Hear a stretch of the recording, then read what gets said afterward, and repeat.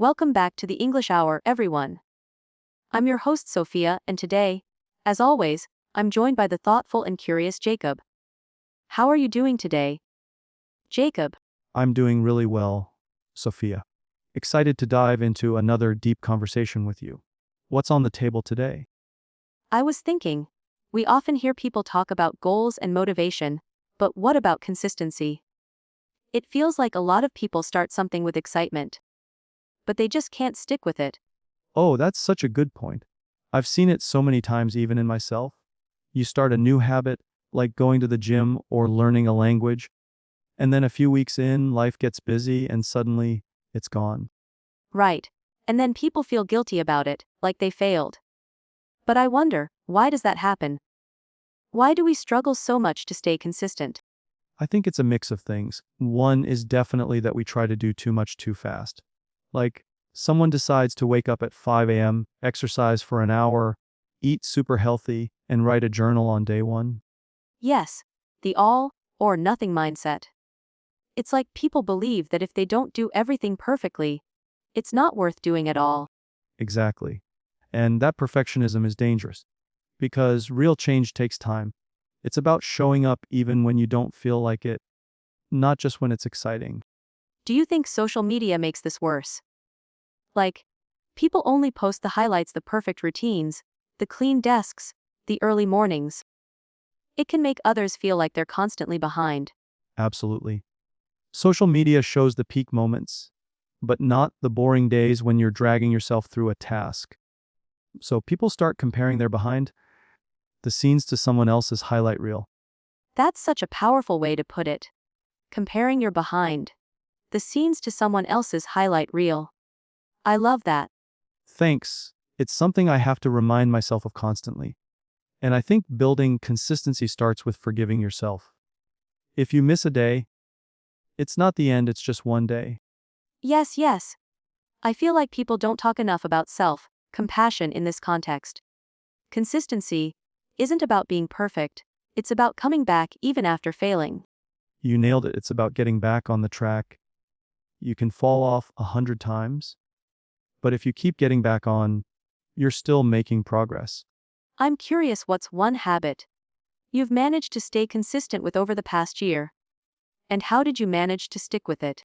Hmm. Let me think. Actually, journaling, I started journaling every night before bed. At first, it was really hard.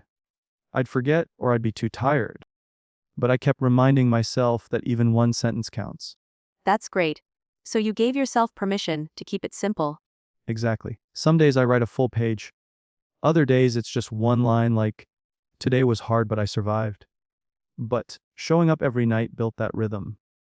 I think that's so encouraging for listeners, especially those who think they have to write a perfect entry every time. Progress isn't about how fancy it looks. Right. And that mindset shift helps in other areas too. Like if you want to learn English, just listening to a podcast like this daily, even for 10 minutes, can make a big difference over time. Absolutely. And I love that you brought that up, Jacob, because many of our listeners are trying to improve their English. And I think they need to hear that it's okay to grow slowly. It's not only okay, it's actually more sustainable. Slow growth means you're building something that lasts. And something that feels natural, not forced. You know, I used to try waking up early and journaling, exercising, meditating all in one morning. And then I'd crash by day 3. Haha, I've done the same, the overachiever trap. It feels amazing for a couple of days. Then suddenly your body and brain say, nope, we're done. So, what's the solution? Is it about doing less? Or doing things differently? I think it's about being realistic and starting smaller. If your goal is to exercise, don't commit to an hour every day. Start with 10 minutes. That way, it's manageable and you're more likely to stick to it. And I think we often underestimate the power of those small actions. 10 minutes a day doesn't sound like much, but over time it adds up. Exactly. I read once that habits are the compound interest of self-improvement. You won't see the change tomorrow, but in 6 months, a year, it's huge. That's a brilliant way to think of it. Like, the little choices we make daily are investments in our future self.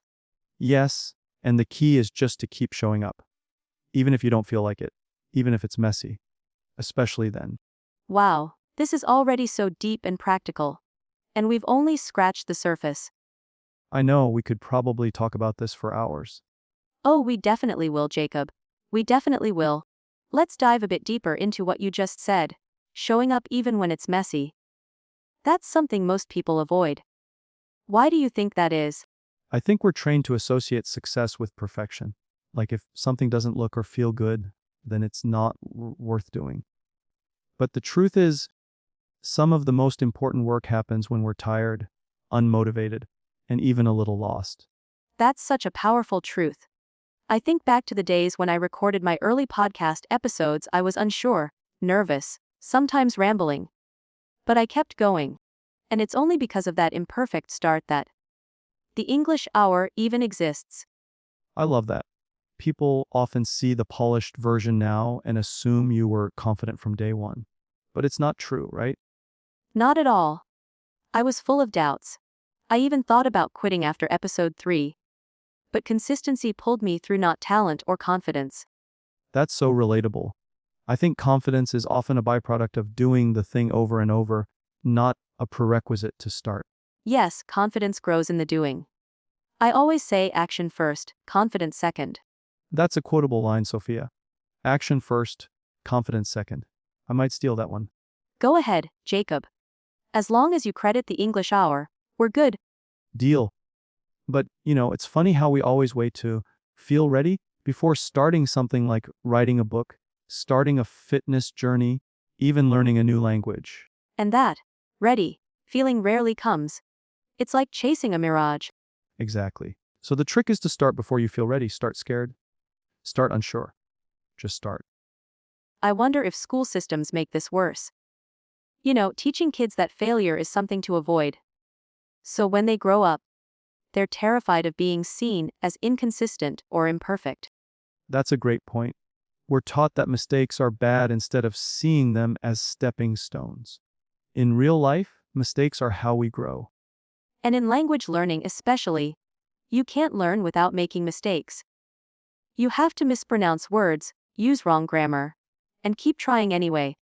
That reminds me, I once said kitchen instead of chicken in front of a group of people. Everyone laughed. I was so embarrassed. But I never forgot the right word after that. Oh no, that must have been awkward. But also kind of hilarious. It was, and the laughter helped me remember. But the key was not quitting after the mistake. Yes. And that's another thing, taking yourself a little less seriously. If you can laugh at yourself, you'll go much further. Agreed. A sense of humor is a superpower when learning something new. You're gonna fall, might as well fall with a smile. So let's break this down for listeners. What are 3 simple tips to build consistency without burning out? Good idea. Okay, tip 1, start small. Like really small. If you want to write every day, start with 2 sentences. If you want to meditate, start with 1 minute. That's brilliant. And it's doable. What's tip number 2? Track your progress visually. Like use a habit tracker or a simple calendar. Just seeing a check mark every day builds momentum. That's so satisfying too. I do that with my reading goals. I have this paper calendar on the wall, and I love marking each day I finish a chapter. Same here, it's motivating. And tip number 3, forgive yourself. Missed a day? That's fine. Life happens. Just don't miss 2 in a row. Don't miss 2 in a row. That's gold. It gives room for flexibility without falling into a slump. Exactly. 1 missed day doesn't break the habit, it's giving up that breaks it.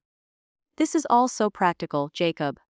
I feel like anyone listening can start applying these tips today. That's the goal. Simple, realistic steps that lead to real change. And it ties so beautifully with personal growth in general, right? Whether it's learning English, improving health, or building a career, it's all about showing up. Yep. Growth is just the reward for showing up consistently over time.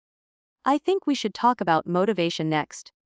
Because it's such a buzzword, but also so misunderstood. Oh, yes. Motivation, the great illusion. Let's do it. So tell me, what do you think is the biggest myth about motivation? That you need it in order to take action. That you have to feel inspired before doing anything.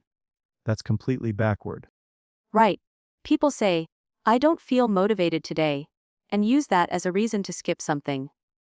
But if we waited for motivation every time, we'd never get anything done. Exactly. Motivation follows action, not the other way around. If you want to feel motivated, start doing the thing, even a little. That's so true. I always find that if I just start even for 5 minutes, I get into it. The hardest part is beginning. That's what I call the 5-minute rule. Commit to doing something for just 5 minutes. If after that you still want to stop, you can, but most times you'll want to keep going. That's a great trick. It lowers the barrier to entry. Instead of, I have to study English for an hour, it's, let me just listen to this podcast for 5 minutes. Exactly. And 5 minutes today is better than 0 minutes for the whole week. You know what I also find helpful? Pairing habits. Like, if I want to do something consistently, I tie it to something I already do, like drinking coffee or brushing my teeth.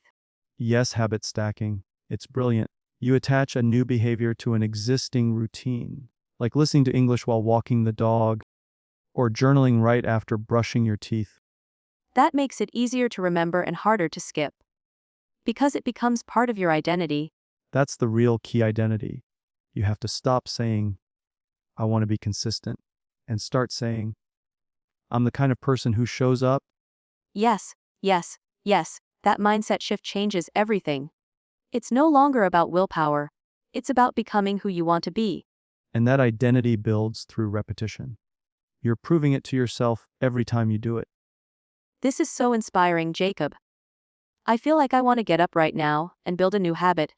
Haha, me too. Even just talking about this is energizing. Let's keep this energy going. What about discipline? Some people say it's better than motivation. Do you agree? All 100%. Motivation is a feeling, discipline is a decision. Feelings come and go. But decisions, you can build on those. I love that distinction.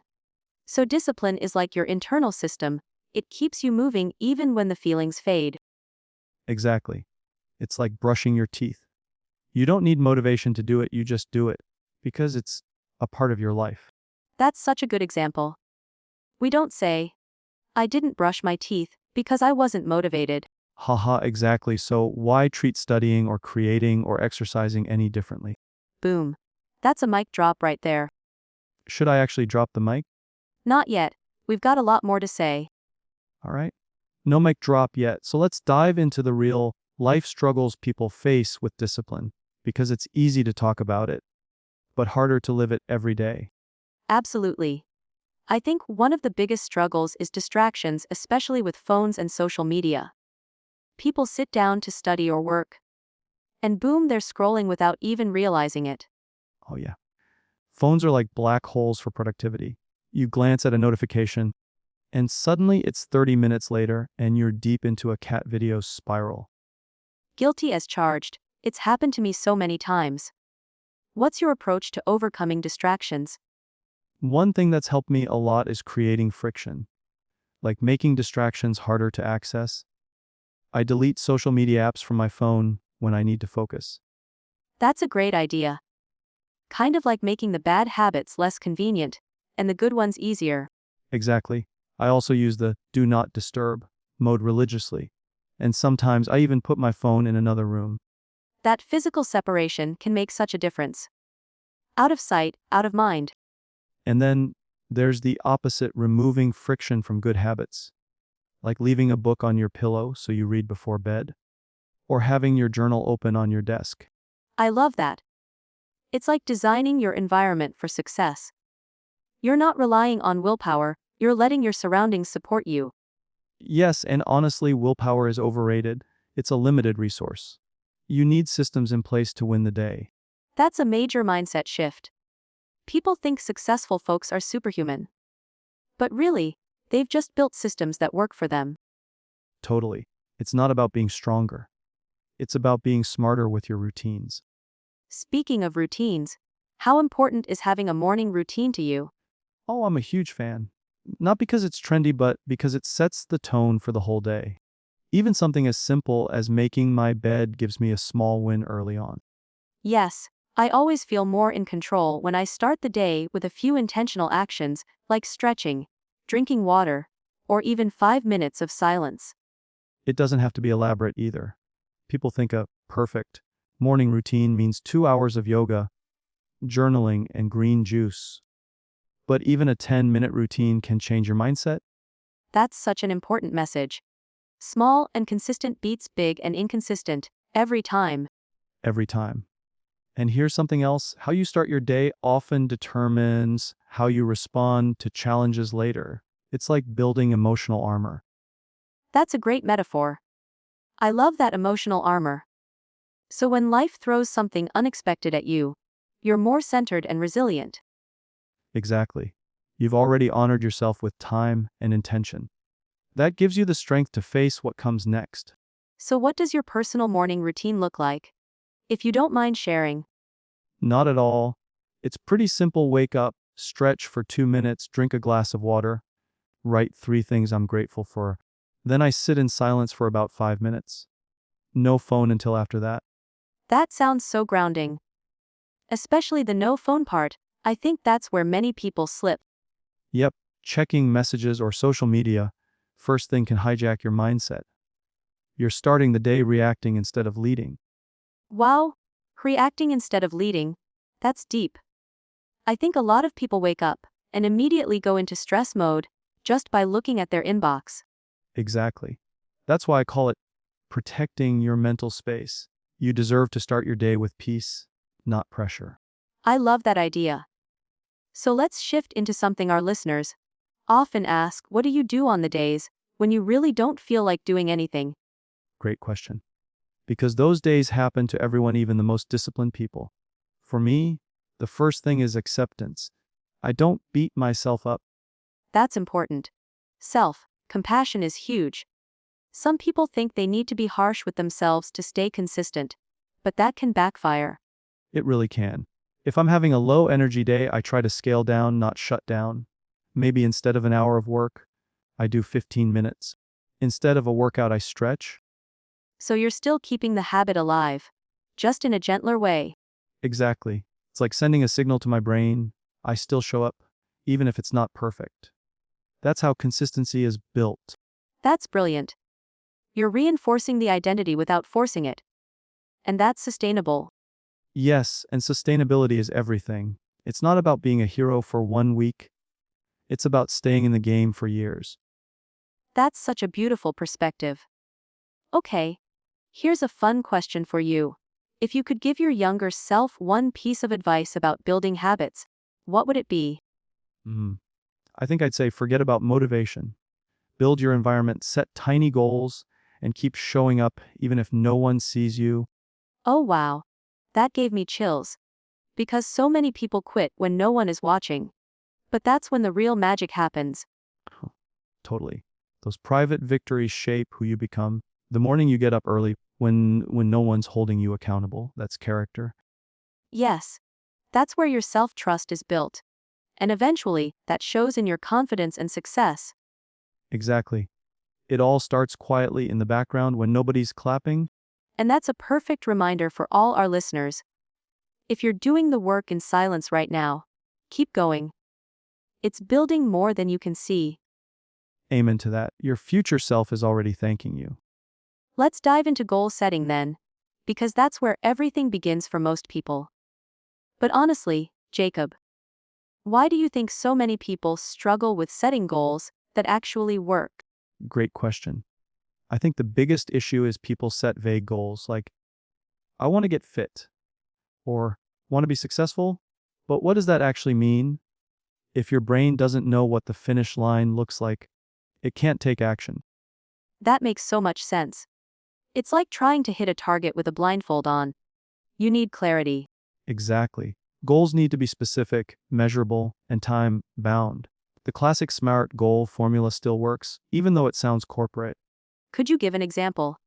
Like, let's say someone wants to get healthier. How would you turn that vague goal into a smart one? Sure, instead of saying, I want to get healthier, you'd say, I will walk for 30 minutes 5 days a week for the next month. That's specific. You can track it. It has a time frame. and it focuses on the process. I love that, focusing on the process rather than just the outcome. That's key, right? Oh, yes. Because you can't always control the outcome, but you can always control the actions. And when you fall in love with the process, results follow naturally. So true. And I think a lot of people give up on goals because they don't see quick results, even though they're doing the right things. 100%. We live in an instant gratification world, so people expect overnight change. But real transformation takes time. It's like planting a seed, you won't see a tree tomorrow. That's a beautiful metaphor. So when someone doesn't see progress right away, what do you suggest they do to stay motivated? Track the effort, not just the outcome. For example, instead of just weighing yourself, track how many workouts you completed this week. Celebrate the actions. That's a powerful shift. It keeps you in a positive mindset because you're rewarding your consistency, not just the external result. Exactly. And here's something else I've learned: share your goals selectively. Not everyone deserves a front row seat to your journey. Ooh, that's a hot take. Tell me more. Well, when you tell everyone your goals, you get premature validation. People say, wow, that's amazing. And your brain thinks you've already done something. But the work hasn't started. Wow. That's deep and so true. It's like tricking your own brain into thinking you've accomplished something just by talking about it. Yes, and it can actually drain your motivation. So now I share my goalie with people. I trust people who will support me and hold me accountable. That's so smart. Do you believe in accountability partners? Absolutely. Having someone to check in with, especially someone who won't let you off the hook, can make a huge difference. But it has to be mutual. You both need to be serious. I agree. It's not about nagging each other, it's about encouraging and pushing each other forward. Exactly. And speaking of pushing forward, let's talk about procrastination, everyone's favorite enemy. Oh, yes, that sneaky little habit.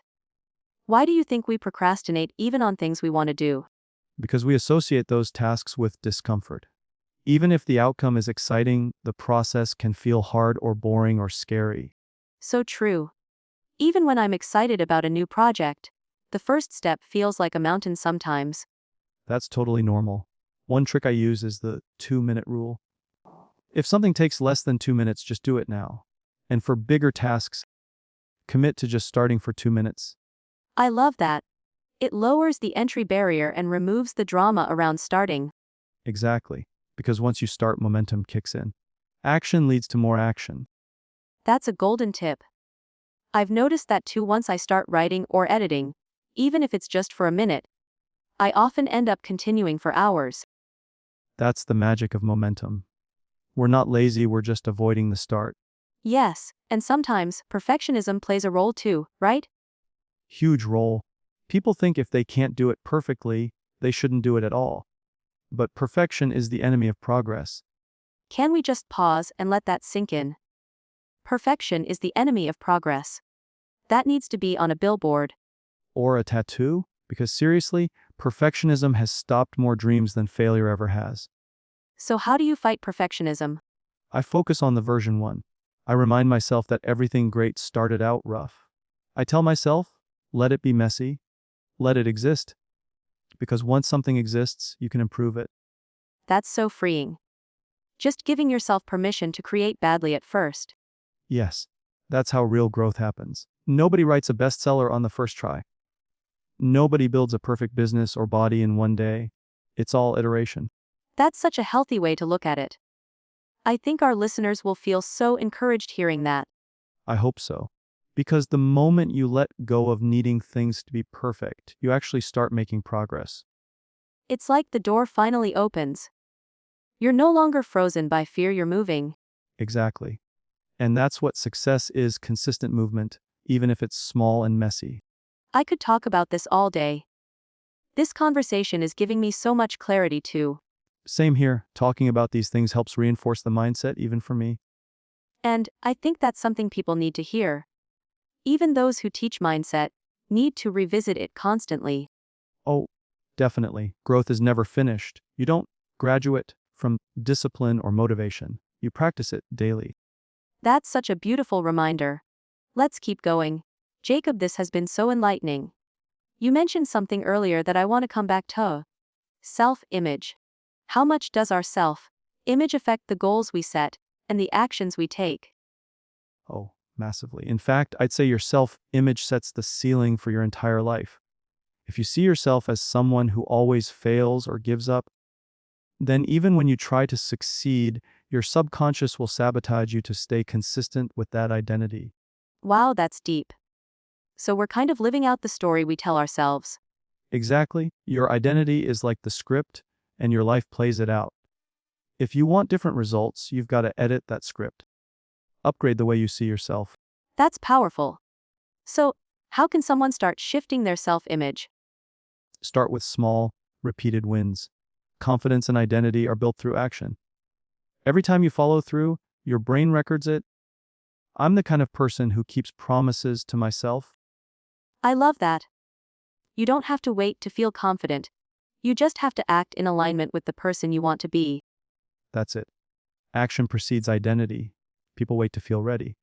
But confidence isn't a prerequisite, it's a result. That deserves a replay. Confidence isn't a prerequisite, it's a result. Jacob, that's golden. Thanks, and here's something else, watch your language.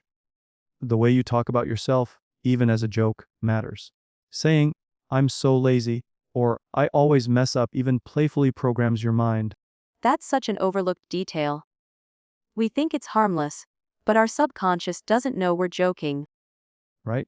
That's why affirmations, when done consistently and paired with action, can actually rewire your beliefs. Some people roll their eyes at affirmations though. They say it feels fake or cheesy. Totally get that. But here's the thing, you're already affirming things all day. I can't do this. I'm not good enough. Those are affirmations too. So why not choose better ones? Yes, we're affirming something all the time, might as well make it something useful. Exactly. And when you combine those new affirmations with actual behavior, boom, transformation starts. That makes me think about the link between confidence and failure. Most people fear failing so much that they never begin. How do you personally deal with failure? I see failure as feedback, it's data, it's never personal. When something doesn't go as planned, I ask, what can I learn from this? That simple reframe turns pain into progress. That's such a healthy mindset. But what about the emotional part? Even if you logically know it's feedback, it still stings, right? Absolutely. I allow myself to feel it. I don't suppress disappointment or frustration. I just don't live there. I feel it, process it, then use it. I think that's the difference, processing it instead of becoming it. Letting yourself cry if needed, but not letting it become your identity. Exactly. Emotional honesty followed by emotional responsibility. Wow. That's a whole masterclass right there. Okay, how about we pivot to something that affects almost everyone: distractions. In a world full of pings, notifications, and endless content, how do we stay focused? Great question. First thing, control your environment. Don't rely on willpower. If your phone is next to you, buzzing every 5 seconds, you're setting yourself up to fail. Guilty as charged. I've caught myself picking up my phone mid-task without even realizing it. Same here. That's how addictive it is. So I use tools like Do Not Disturb mode, apps that block social media, and even airplane mode when I really need to concentrate. So it's not about being superhuman, it's about setting boundaries. Totally. Make focus easier by making distraction harder, and time block your work. Tell yourself, I'm doing this one thing for the next 30 minutes, and nothing else. That's so helpful.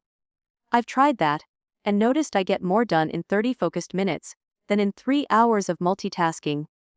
Exactly. Multitasking is a myth. You're just switching tasks really fast and exhausting your brain in the process. And it drains your energy, right? Like, at the end of the day, you feel tired but realize you didn't actually finish anything. Yep. It's that busy but unproductive feeling. Focused work energizes you. Scattered work drains you. Wow, this is hitting home for me, and I'm sure for a lot of our listeners too. Same here. I still catch myself falling into distraction mode. That's why I build systems, not just rely on motivation. Systems over willpower. That's a whole strategy. Can you give an example of a daily system you use? Sure. Every night I write down my top 3 priorities for the next day. When I wake up, I already know what matters most. It removes decision fatigue. That's brilliant. So instead of waking up and reacting to the day, you're proactively leading it. Exactly, and I also try to do my hardest task first. That eat the frog idea. If I tackle the biggest challenge early, the rest of the day feels easier. That's such a game changer. I've noticed my energy is highest in the morning too. So it makes sense to do the tough stuff then. Totally. And if you win the morning, you usually win the day. I love that. Okay, I want to take this deeper. What about the inner distractions?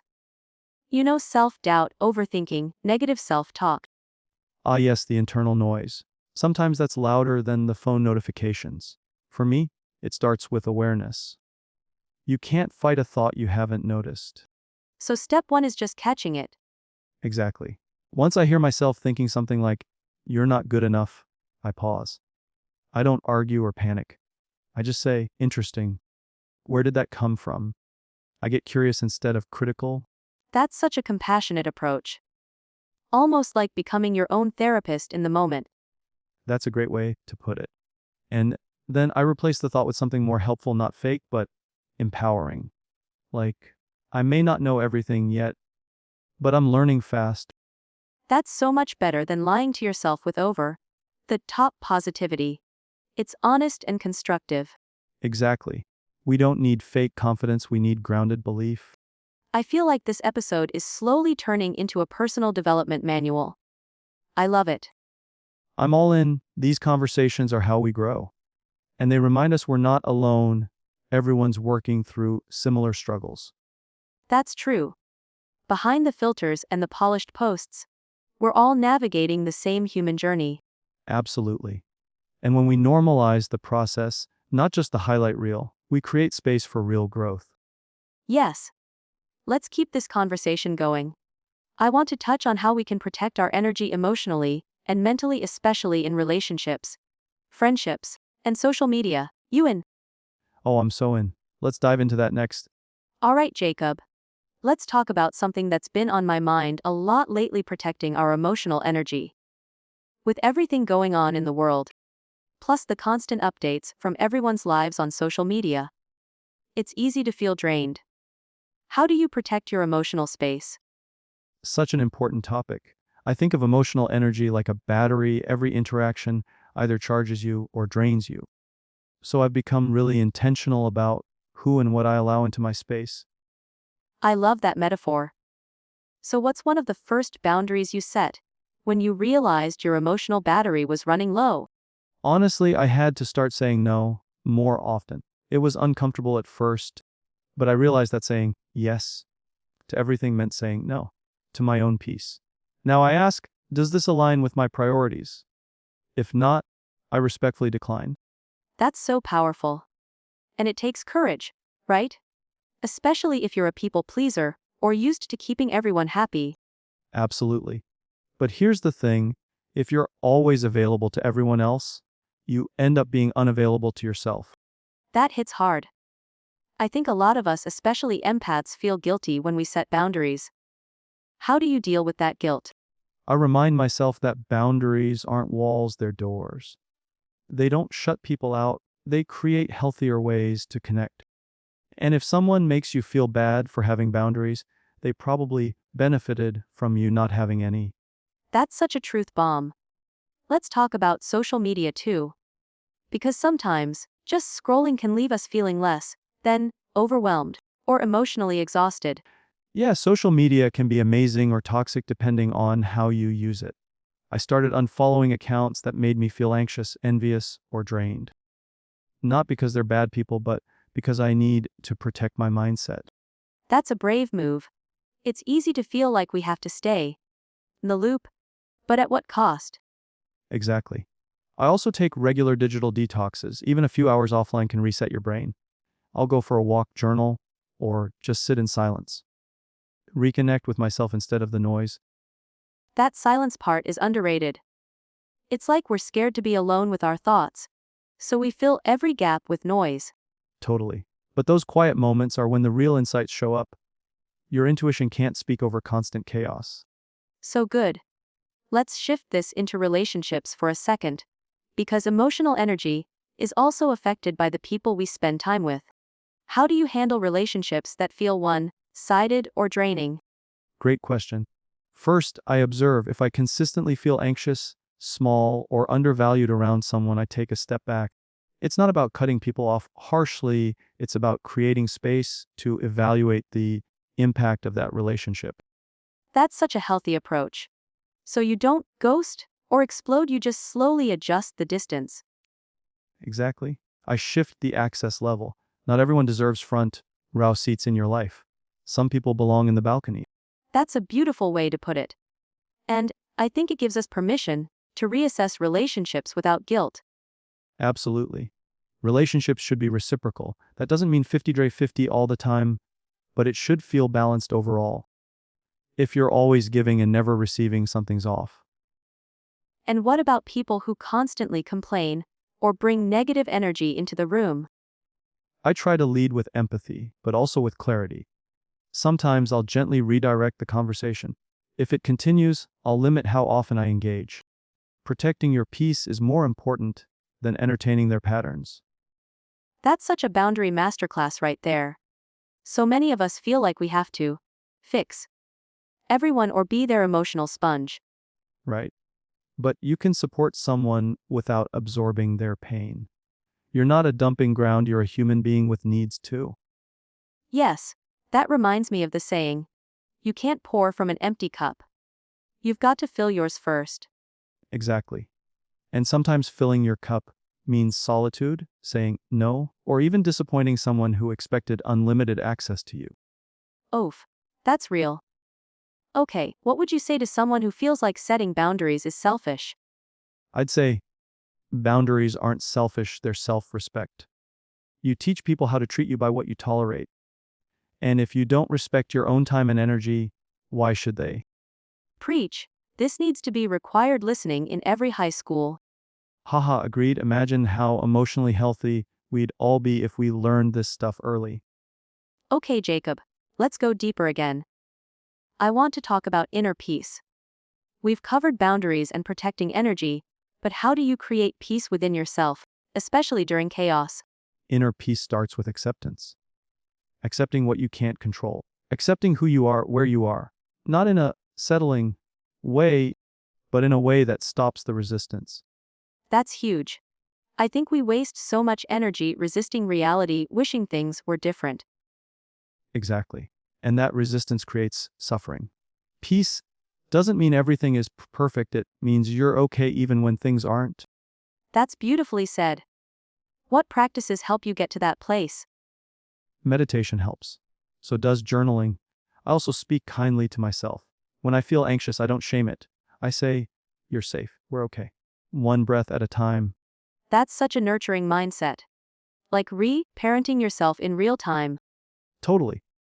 We often talk to ourselves in ways we'd never speak to someone we love. That has to change. Yes. So if someone listening is in a tough season, right now maybe they're overwhelmed, anxious, or just lost, what would you say to them? I'd say you're not broken. You're becoming. This isn't the end, it's just a chapter. And even if you can't see the way out yet, trust that it's forming beneath the surface. That just gave me chills. I think someone really needed to hear that.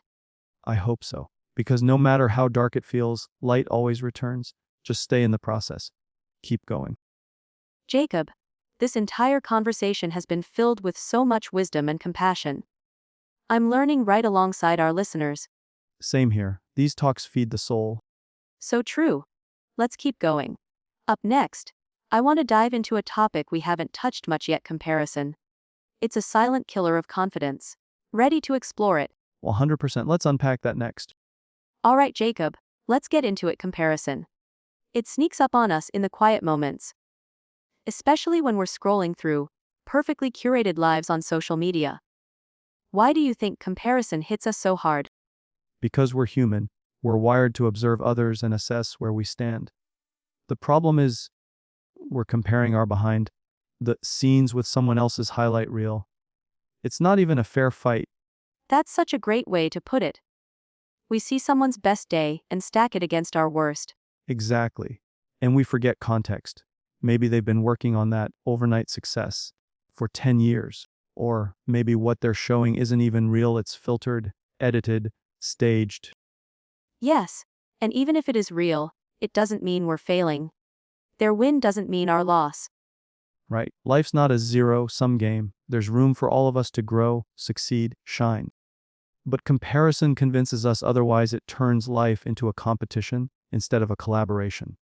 That's deep. I think comparison also messes with our sense of timing. Like, they already bought a house. They already have a family. I'm behind. Oh yes, I'm behind is one of the most dangerous thoughts. It's like saying, I should be living someone else's timeline. But your path is yours for a reason. There's no universal deadline for happiness or success. So true. I heard someone say once, "You're not late, you're just on your own clock." That really stuck with me. I love that. And honestly, some of the most successful, peaceful people I know took longer to find their rhythm. It's not a race, it's a journey. And sometimes the detours give you the wisdom that shortcuts never will. Wow. That makes me think about how we only see the surface of people's lives. We don't see their tears, their therapy sessions, their lonely nights. Exactly.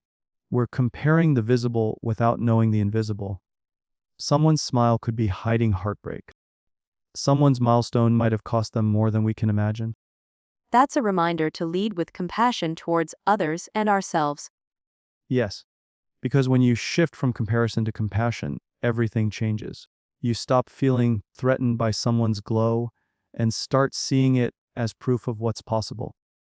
That's beautiful. So, what do you do when you feel yourself slipping into that comparison trap? Then I ask, what is this comparison trying to teach me? Sometimes it reveals a desire I haven't acknowledged, like maybe I admire their freedom or creativity. Then I use that insight to build my path instead of resenting theirs. That's so healthy. Using comparison as a mirror, not a weapon. Exactly. It can be a guidepost if you don't let it become a judgment. I love that. Let's get practical for a moment. Do you ever mute or unfollow accounts that trigger comparison? Absolutely. Protecting your mental space is self-respect. If I notice repeated envy or discouragement when I see certain posts, I'll mute them. Not out of spite, but out of self-awareness. Yes. And that boundary is often misunderstood. People think muting someone means you dislike them. But it's really about taking care of your peace. 100%. It's not about them, it's about you listening to your inner voice and adjusting your inputs. That inner voice is key. And speaking of voices, I think one of the most damaging things about comparison is that it silences our own voice. We start mimicking others, instead of honoring what's unique about us. You're so right. We lose authenticity chasing approval. But your voice, your story has value because it's different. The world doesn't need more copies. It needs your original. That gave me goosebumps. So if someone listening feels stuck in comparison right now, like they're not good enough, not far enough, not there yet, what would you say? I'd say take a deep breath. You're not behind, you're becoming. You're allowed to grow at your own pace. And your value isn't measured by how much attention you get, it's measured by your integrity, your kindness, your courage to keep showing up. That's so healing. I feel like every person listening just exhaled. I hope so. Because you're enough as you are, even as you evolve. You don't have to be the loudest or the fastest to be worthy. And that's the truth. Okay, Jacob, this is flowing so beautifully. Let's keep it going. Next up, I'd love to explore something that plays a big role in both comparison and self-worth: perfectionism. You in? Oh, 100%. That one's been a big part of my journey too. Let's dive into it. All right, Jacob. Perfectionism, it's like a sneaky little voice that whispers, if it's not flawless, it's not worth it. Have you wrestled with that? Oh, definitely. Perfectionism used to paralyze me. I'd spend hours redoing tiny things just to feel in control. But underneath it all was fear of not being enough, fear of judgment. That's so real. It's like perfectionism disguises itself as high standards. But really, It's fear dressed in a fancy suit. Exactly. It's not about doing your best, it's about trying to avoid criticism. And that's exhausting. You start avoiding action altogether just so you don't risk being seen as imperfect. It's like, if you don't start, you can't fail. But you also can't grow. You get stuck in a loop of procrastination and self-doubt. Yes, and the irony is we admire people who take risks, who show up real and messy.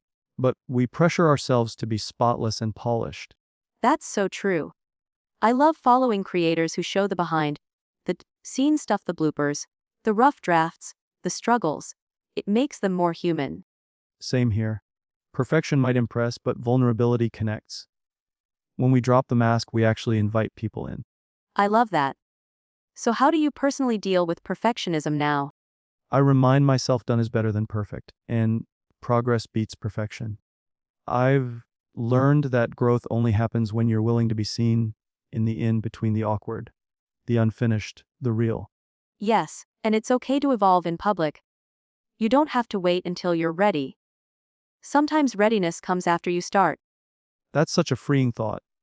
Also, I try to be kind to myself like I would to a friend.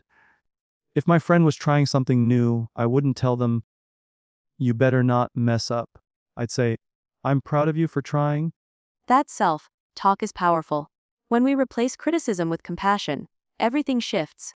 Absolutely. And I think the more we normalize imperfection, the safer we make the world for others to try too. That's it. We're not just healing ourselves, we're helping others by being real. Couldn't agree more. And honestly, the most beautiful parts of life are the imperfect ones. The messy conversations, the unexpected moments, the lessons we learn from stumbling. I love that so much. Okay, Jacob, before we close, I want to ask if someone listening today is struggling with comparison, perfectionism, or self-doubt. What's one last truth you want to leave them with? I'd say this, you are enough right now, in this moment. You don't need to earn your worth. Your value is not up for debate. Show up as you are, with your flaws and dreams and heart wide open. That's more than enough. That's powerful. That's beautiful, Jacob. Thank you so much for being here today. This conversation was everything honest, healing, and full of heart. Thank you, Sophia. It was an honor. I loved every second of it. And to everyone listening, thank you for spending this time with us. Remember, your story matters. You don't have to be perfect to be powerful. You just have to be you. Take care of yourselves. You're doing better than you think. We'll see you in the next episode of the English Hour. Until then, keep growing, keep going, and keep being kind to yourself. Bye, everyone. Bye.